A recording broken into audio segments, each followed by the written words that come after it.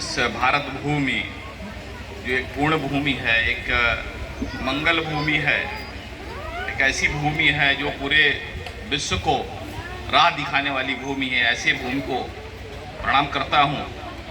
और जब बलिया और मऊ और इस किनारे बैठा हूँ तो इस उपजाऊ भूमि को भी प्रणाम करते हुए, जैसा कि अभी हमारे बीच में खंड शिक्षा अधिकारी श्री राम प्रताप सिंह जी ने बहुत ठीक तरीके से और किस प्रकार से विद्यालय चलते हैं उसकी योजना रचना और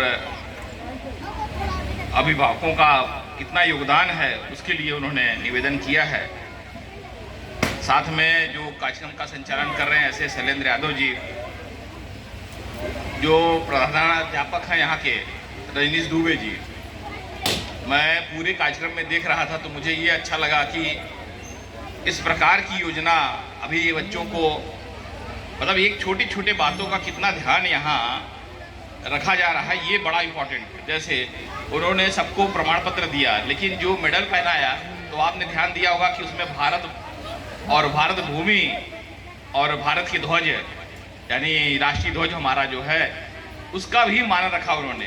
तो आपने ध्यान दिया होगा कि चाहते तो रैंडमली जाए जिसको जो पहना देते, लेकिन नहीं, उन्होंने पहले कैसे कौन सा कलर देना है, बीच में सफ़ेद और फिर हरा, ये तीनों कलरों का किस प्रकार से कॉम्बिनेशन, यानी व्यवस्थित तरीके से काम करने का जो स्वभाव, जिस प्रकार से उन्होंने यहाँ कड़ाई से कहा भी कि नहीं अभी आप जाएंगे नहीं, सम्मान के साथ साथ आपको अपनी कार्य योजना भी प्रस्तुत करनी है।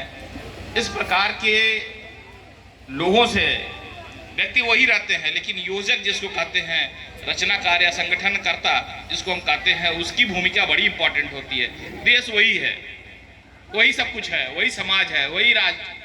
कभी विश्व का क्रमांक 1 पर यह राष्ट्र था, गौरवशाली भारत था, कभी पूरे विश्व का मार्गदर्शन करता था, पूरे विश्व का सबसे समृद्धशाली भारत था, और कभी सबसे पिछड़ा हुआ भारत बन गया, और फिर किस प्रकार से आगे बढ़ रहा है। ये एक नेतृत्व की ही बात है। लोग वही हैं, समाज वही है, भूमि वही है, लेकिन योजक अगर बदलते हैं तो दिशा बदलती है।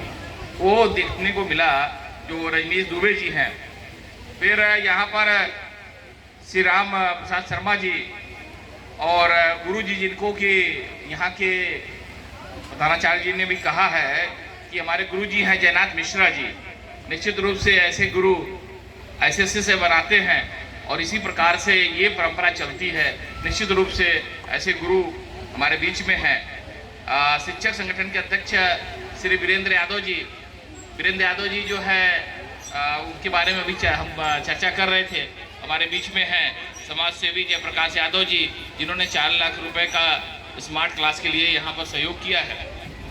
ऐसे कई नाम हैं और जिनके कारण से मैं यहाँ उपस्थित हूँ। ऐसे वीरेंद्र यादव जी जिन्होंने हमारे पास आकर आपने कहा कि आपको इस विद्यालय में चलना है, तो मेरे भाई मन में आया कि हम लोग तो महाविद्यालय और कह सकते हैं कि कॉन्वेंट स्कूल में और जगहों पर जाना होता है, लेकिन जो जड़ में है, जो मूल में है, जो अपने कह सकते हैं कि प्रकृति में है, वहाँ पर जाने का जो अनुभव मिलेगा वो हमारे लिए बड़ा इम्पोर्टेंट होता है।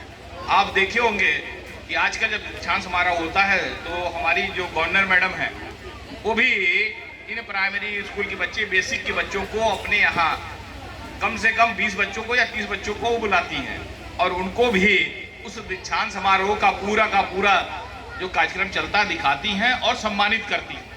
उनको भी ये ज्ञान होता है कि हम भी गोल्ड मेडल पा सकते हैं, वहाँ गोल्ड मेडल बच्चों को दिया जाता है। ये जो सोच है इन बच्चों के लिए बहुत ही महत्वपूर्ण है और उसी को ध्यान में रखकर मेरे भी मन में आया कि यहाँ चलना चाहिए।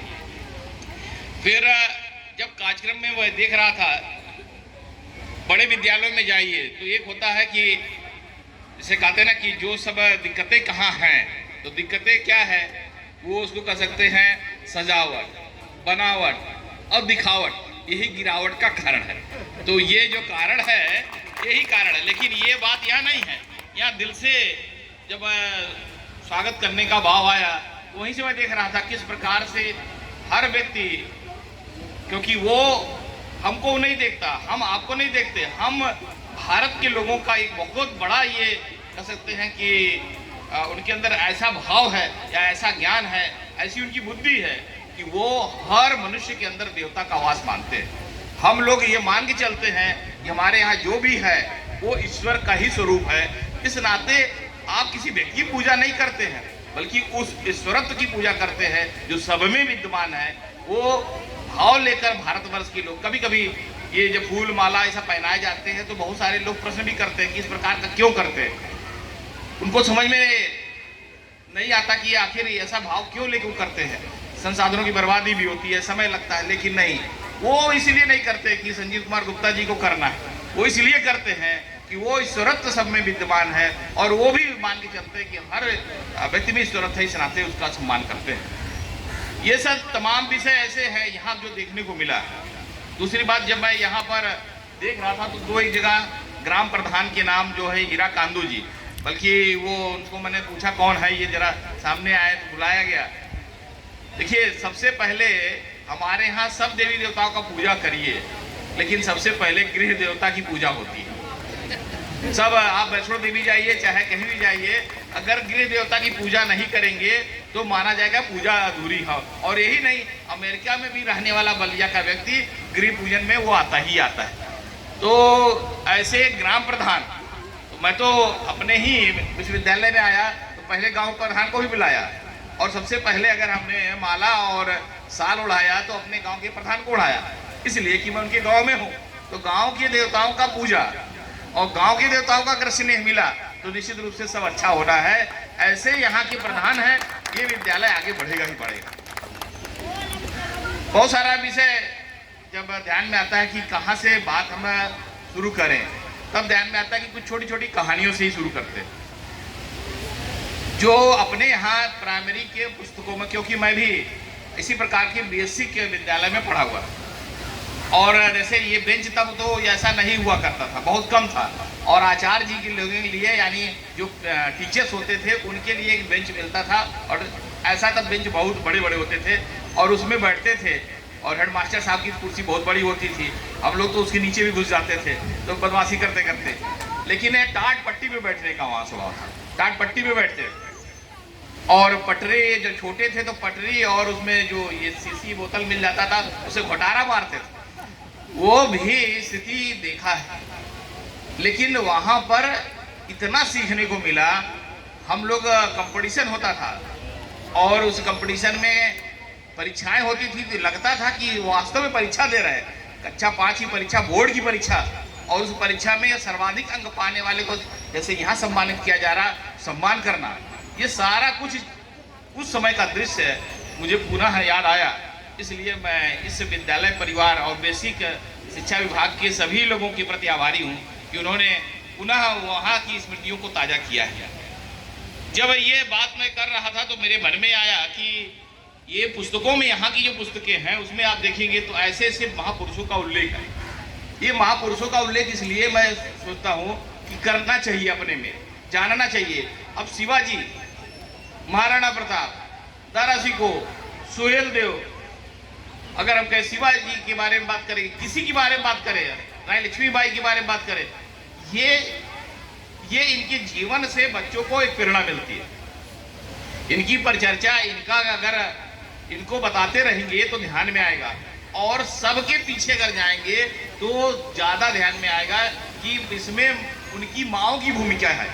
और स्वामी विवेकानंद से लेकर सबके उसमें माँओं की भूमिका बहुत ज़्यादा रही है, यानी मातृ शक्तियों की भूमिका रही है।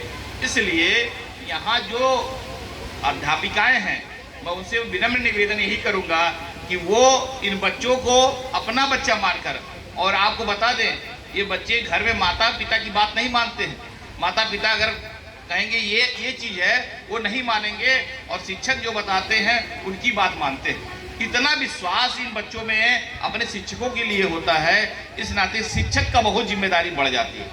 और जब शिक्षक बन ही गए हैं तो फिर हमारी थोड़ी सी नैतिकता भी जगनी चाहिए। हम कमाने के लिए बहुत सारे रास्ते हो सकते हैं जीवन में, कमाने के लिए हम नहीं, हमारा जीविकोपार्जन, और भारतवर्ष का तो इतिहास रहा है। यहाँ पर जो गुरुकुल परंपरा थी, गुरुकुल का मतलब ये नहीं था कि जो है वो कह सकते हैं कि पद्धतियों को, पुरानी बातों को, ऐसी बातों को पढ़ाया जाता था। हमारे यहाँ गुरुकुल की परंपरा होती थी और 2 लाख गुरुकुल थे। जब मैकाले से पहले 2 लाख गुरुकुल थे, एक ही झटके में सब खत्म हुए थे। हर गांव का जो व्यक्ति होता था, मैं यहाँ बैठे हुए गार्जियन को भी